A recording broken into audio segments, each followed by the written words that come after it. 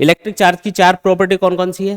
पहली है additivity of charge, दूसरी है कंजर्वेशन ऑफ चार्ज, तीसरी क्या है? क्वांटाइजेशन ऑफ चार्ज, और फोर्थ क्या है?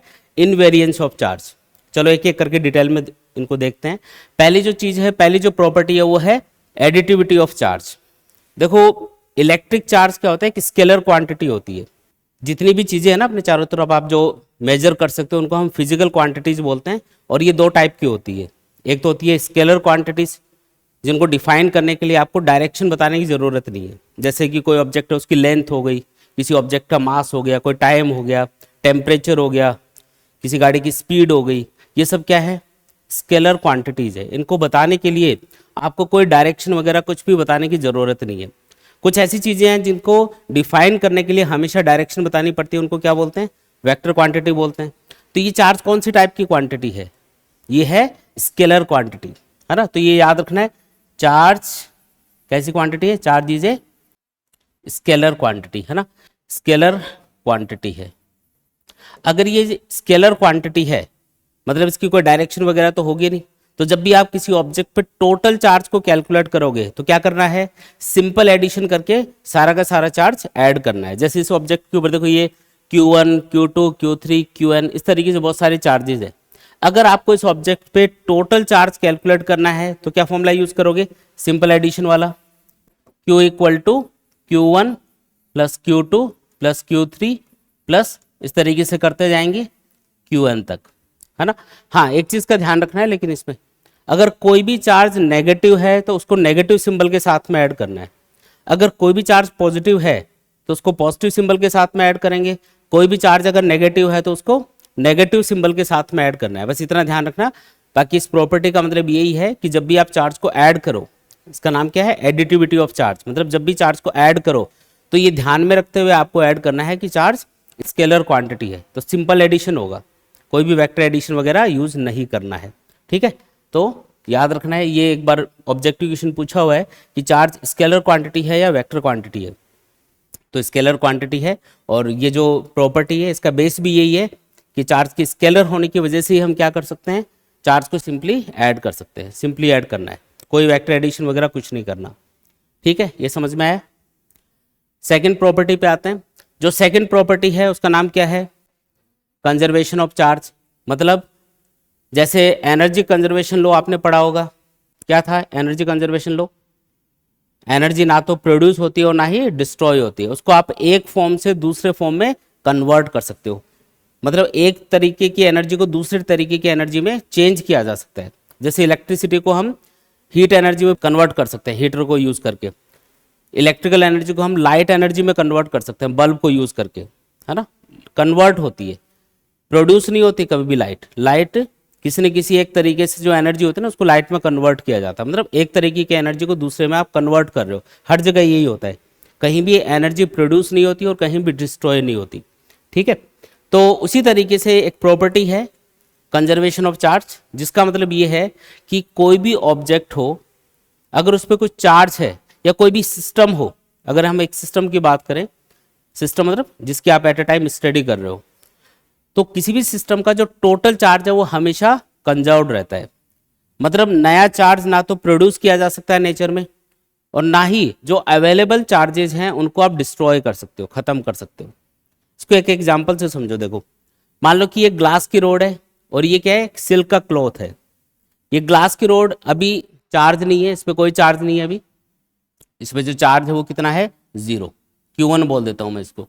तो Q1 0 है, और सिल्क क्लॉथ है, इस पे भी चार्ज कितना है? इस पे भी 0 चार्ज है। तो दोनों पे मिला के टोटल चार्ज कितना हुआ? Q1 प्लस Q2 ऐड करो तो 0 प्लस 0 क्या आएगा? 0 आएगा। इसका मतलब इस सिस्टम का टोटल चार्ज अभी क्या है? 0 है। अब मैंने क्या किया? इन दोनों को आपस में रब किया। अब फ्रिक्शन से क्या होता है कि जो हीट प्रोड्यूस होती है, दो चीजों को आपस में रगड़ते हो तो फ्रिक्शन से क्या होगा? हीट प्रोड्यूस होगी, और उस हीट एनर्जी की वजह से जो इलेक्ट्रॉन्स हैं वो फ्री हो जाते हैं किसी भी एक ऑब्जेक्ट के, इन दोनों में से, और वो दूसरे ऑब्जेक्ट की सरफेस पे चले जाते हैं। जैसे इन दोनों को आपस में रगड़ते हो तो ग्लास की सरफेस से कुछ इलेक्ट्रॉन निकल के कहाँ पे चले जाएंगे? सिल्क के ऊपर चले जाएंगे, इधर से इधर जाएंगे। मान लो 10 इलेक्ट्रॉन ट्रांसफर हो गए इधर। कितने इलेक्ट्रॉन? 10 इलेक्ट्रॉन ट्रांसफर हो गए। तो अगर 10 इलेक्ट्रॉन इधर से इधर जा रहे हैं तो इस ऑब्जेक्ट पे कितना चार्ज आएगा? 10 इलेक्ट्रॉन के बराबर पॉजिटिव चार्ज। 10 इलेक्ट्रॉन कम हो गए ना, कोई भी ऑब्जेक्ट इलेक्ट्रॉन को लूज करता है तो उसके ऊपर हमेशा पॉजिटिव चार्ज आता है, तो इसके ऊपर आएगा +10 चार्ज। ई मतलब चार्ज ऑफ 1 इलेक्ट्रॉन। याद है ना चार्ज ऑफ इलेक्ट्रॉन कितना होता है बताओ? 1.6 इंटू 10⁻⁻19 कूलम। ये डेटा याद रखना है। तो जो ग्लास है उसके ऊपर चार्ज आएगा +10 इसी तरीके से बताओ कि सिल्क के ऊपर कितना चार्ज आएगा? -10 क्योंकि ये इलेक्ट्रॉन्स को गेन कर रहा है। ठीक है, टोटल चार्ज बताओ कितना है? टोटल चार्ज तो +10 और इसमें ऐड करना है -10 कितना हुआ? 0। क्या सिस्टम का चार्ज चेंज हो गया? नहीं। पूरे सिस्टम में दो चीजें थी, एक तो ग्लास की रोड थी और एक सिल्क क्लॉथ था। दोनों का टोटल चार्ज कितना है? 0। अभी भी कितना है? टोटल चार्ज अभी भी 0 है। हाँ, इलेक्ट्रॉन के इधर से इधर ट्रांसफर होने की वजह से इस पे आपको पॉजिटिव चार्ज दिखाई देगा अभी, और उसके ऊपर नेगेटिव चार्ज दिखाई देगा। लेकिन इसका मतलब ये नहीं है कि नया चार्ज प्रोड्यूस हो गया, मतलब इसमें कुछ प्रोटॉन प्रोड्यूस हो गए जिससे ये पॉजिटिवली चार्ज हो गई, या इसमें कुछ इलेक्ट्रॉन प्रोड्यूस हो गए जिससे ये नेगेटिवली चार्ज हो गई। ऐसा थोड़ी हुआ। इससे निकल के इलेक्ट्रॉन इस पे चले गए तो दोनों पे चार्ज आ गया। आया समझ में? तो ये इस प्रॉपर्टी का मतलब है। ठीक है, तो आपको तो एक स्टेटमेंट लिखना है जब भी ये एग्जाम में पूछा जाए। कंजर्वेशन ऑफ चार्ज का मतलब क्या है? चार्ज को ना तो प्रोड्यूस कर सकते हो ना ही डिस्ट्रॉय कर सकते हो, बस उसको एक ऑब्जेक्ट से दूसरे ऑब्जेक्ट पे इलेक्ट्रॉन के ट्रांसफर होने की वजह से आप महसूस कर सकते हो।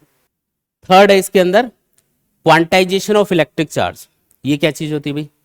देखो, हर एक जो चीज होती है वो छोटे छोटे पार्टिकल से मिलकर बनी होती है, और उन छोटे छोटे पार्टिकल्स को हम क्या बोलते हैं? एटम्स बोलते हैं। और उन एटम्स के अंदर भी छोटी छोटी चीजें होती हैं, क्या होते हैं? इलेक्ट्रॉन, प्रोटॉन, न्यूट्रॉन, है ना? ये चीज आपको पता है। ठीक है, तो अगर मैं बोलूँ कि किसी भी मटेरियल की अगर इलेक्ट्रॉन, प्रोटॉन, न्यूट्रॉन को छोड़ दें एक बार, तो हर एक मटेरियल छोटे छोटे एटम से मिलकर बना होगा। किसी भी मटेरियल के अंदर, किसी भी पीस के अंदर, कोई भी मटेरियल, उसका कोई भी पीस हो, कोई भी टुकड़ा हो उसका, उसके अंदर 10 एटम हो सकते हैं, 20 हो सकते हैं, 50 हो सकते हैं, 10.5 एटम कभी नहीं होंगे। ऐसे नहीं कि 10 एटम है और एक आधा भी है ना? ऐसे ही फ्रैक्शन में मतलब कोई भी नंबर नहीं होगा, तो इसको बोलते हैं क्वांटाइज्ड होना। जैसे इस क्लासरूम में जो नंबर ऑफ स्टूडेंट है वो क्वांटाइज्ड होंगे, मतलब आप 10 हो सकते हो, अभी आप 50 हो सकते हो, 10.5 हो सकते हैं क्या? 10/3 हो सकते हैं क्या? नहीं। फ्रैक्शनल वैल्यू कभी नहीं होगी। इसका मतलब जो नंबर ऑफ स्टूडेंट है इस क्लासरूम में वो क्या है? क्वांटाइज्ड है। उसी तरीके से जो चार्ज है वो भी क्वांटाइज्ड होता है, छोटी छोटी क्वांटिटी की फॉर्म में होता है।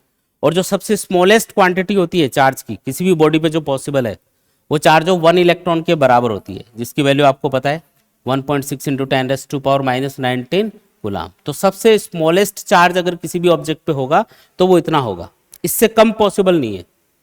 अगर किसी भी ऑब्जेक्ट पे इलेक्ट्रिक चार्ज होगा ना, तो वो कम से कम इतना हो सकता है। इसको हम मैथमेटिकली ऐसा लिखते हैं इस प्रॉपर्टी को, कि किसी भी ऑब्जेक्ट पे जो चार्ज है वो हमेशा क्या होगा? Integer multiple of charge of electron के बराबर होगा। एन को बोलते हैं इंटीजर वैल्यू। जैसे 1, 2, 3, 4, ये सब क्या है? इंटीजर वैल्यूज हैं। कोई भी फ्रैक्शनल वैल्यू नहीं आएगी इसमें। 3.5, 7/3 इस टाइप की कोई वैल्यू नहीं होगी। कंप्लीट कोई एक नंबर होगा, 1, 2, 3, 4 जो भी है। ठीक है, और चार्ज पॉजिटिव भी हो सकता है, नेगेटिव भी हो सकता है। तो यहाँ पे एक प्लस माइनस का सिंबल मैं लगा देता हूँ। तो ये जो प्रॉपर्टी है क्वांटाइजेशन, ये आपको ये बताती है कि किसी भी ऑब्जेक्ट पे चार्ज होगा वो हमेशा क्वांटाइज्ड होगा, छोटी छोटी क्वांटिटी की फॉर्म में होगा। क्वांटिटी से ये वर्ड बना है क्वांटाइज्ड, है ना? तो छोटी छोटी क्वांटिटी की फॉर्म में होगा। और सबसे स्मॉलेस्ट क्वांटिटी को हम क्या बोलेंगे? चार्ज ऑफ 1 इलेक्ट्रॉन बोलेंगे, उसके बराबर होगा। इससे कम चार्ज किसी भी बॉडी पे पॉसिबल नहीं है। ठीक है, थर्ड प्रॉपर्टी समझ में आई अच्छे से? ठीक, इसके बाद में आगे बढ़ते हैं। नेक्स्ट इसके अंदर invariance of charge. Invariance of charge का मतलब है कि चार्ज वेरी नहीं करेगा, चेंज नहीं होगा। कब चेंज नहीं होगा? मोशन की वजह से। जैसे अगर कोई भी ऑब्जेक्ट है उस पर कोई चार्ज है ना? ये कोई ऑब्जेक्ट है जिसके ऊपर पॉजिटिव चार्ज है Q, और ये रेस्ट में है, इसकी वेलोसिटी कितनी है? 0। अब ये जो पार्टिकल है, ये जो ऑब्जेक्ट है, सपोज करो ये v वेलोसिटी से मूव करने लग गया। अब ये मूव कर रहा है, तो मूव करने के दौरान भी इसका चार्ज कितना होगा? Q के बराबर ही होगा। अब बोलोगे सर इसमें क्या नई बात है? मोशन से थोड़ी चार्ज अफेक्ट होता है? नहीं होता है, सही बात है। लेकिन कई चीज़ें ऐसी होती हैं जो कि मोशन की वजह से अफेक्ट होती है, जैसे मास होता है। किसी भी ऑब्जेक्ट का जो मास है वो रेस्ट कंडीशन में अलग होता है और मोशन के दौरान अलग होता है। इसलिए ये प्रॉपर्टी अलग से बना दी चार्ज के लिए, कि चार्ज के लिए ऐसा नहीं होगा कि मोशन के दौरान चार्ज अलग है बॉडी का और रेस्ट में अगर कोई भी बॉडी है तो उसका चार्ज अलग है, ऐसा नहीं है। मास के लिए एक फॉर्मूला होता है, जब भी वो कोई ऑब्जेक्ट मूव करता है तो मूविंग कंडीशन में अगर आप उसका मास कैलकुलेट कर रहे हो तो वो बराबर होगा रेस्ट मास, जिसको एम नॉट से डिनोट कर रहे हैं, divided by 1 minus V square upon C square. ये एक फॉर्मूला है जिससे आप मूविंग कंडीशन में किसी भी पार्टिकल का मास कैलकुलेट कर सकते हो। ये फॉर्मूला ज़्यादा यूज़ नहीं होता लेकिन अपने, क्योंकि नॉर्मली अगर कोई भी ऑब्जेक्ट हो ना, अगर आप अपने आसपास देखोगे किसी भी चीज़ को, तो उसकी जो स्पीड है वो लाइट की स्पीड, सी का मतलब यहाँ पे स्पीड ऑफ लाइट है, तो लाइट की स्पीड से कम होती है, काफ़ी कम होती है। लाइट की स्पीड आपको पता है ना कितनी होती है, 3 × 10⁸ मीटर पर सेकेंड, काफ़ी ज़्यादा है ना। तो ये जो लाइट की जो स्पीड है इसकी कंपैरिजन में किसी भी ऑब्जेक्ट की जो स्पीड है वो काफ़ी कम होती है। एक गाड़ी जा रही है 100 मीटर पर सेकेंड की स्पीड से सपोज करो, तो वो 100 मीटर पर सेकेंड इस वैल्यू से तो बहुत कम हो गया। तो अगर ऊपर वाली वैल्यू बहुत छोटी है नीचे वाली वैल्यू की कंपैरिजन में, तो ये क्या आएगा, ये नेग्लिजिबल सी कोई वैल्यू आएगी, बहुत छोटी सी कोई वैल्यू आएगी, 0.0000 करके कुछ आएगा ऐसा। तो उससे कोई फर्क नहीं पड़ने वाला, रेस्ट कंडीशन में मास और मूविंग कंडीशन में मास लगभग बराबर ही आएगा, इसलिए ये चीज़ महसूस नहीं होगी आपको। लेकिन अगर आप लाइट की स्पीड के आसपास किसी भी पार्टिकल को मूव करवा रहे हो, फिर उसकी स्टडी कर रहे हो, तो उसमें ये फॉर्मूला काम आता है फिर। तो क्या हम ऐसा बोल सकते हैं कि किसी भी ऑब्जेक्ट का जो मास है वो स्पीड पे डिपेंड करता है, अगर स्पीड चेंज होगी तो मास चेंज होगा, बोल सकते हो ऐसा? बोलो, फॉर्मूला ये बोल रहा है अभी, है ना, ऐसा बोल सकते हैं हम लोग। लेकिन क्या चार्ज के लिए भी ऐसा है कि अगर रेस्ट में अगर किसी बॉडी का चार्ज 10 कूलाम है और अगर वो 100 मीटर पर सेकेंड की स्पीड से दौड़ रहा है तो उसका चार्ज कुछ अलग हो गया? ऐसा नहीं है। इसलिए ये प्रॉपर्टी बनी, इसका नाम क्या है, इनवेरिएंस ऑफ चार्ज, जिसका मतलब क्या है, रेस्ट कंडीशन में चार्ज हो या मोशन के अंदर हो, चार्ज की वैल्यू हमेशा सेम रहेगी। ठीक है।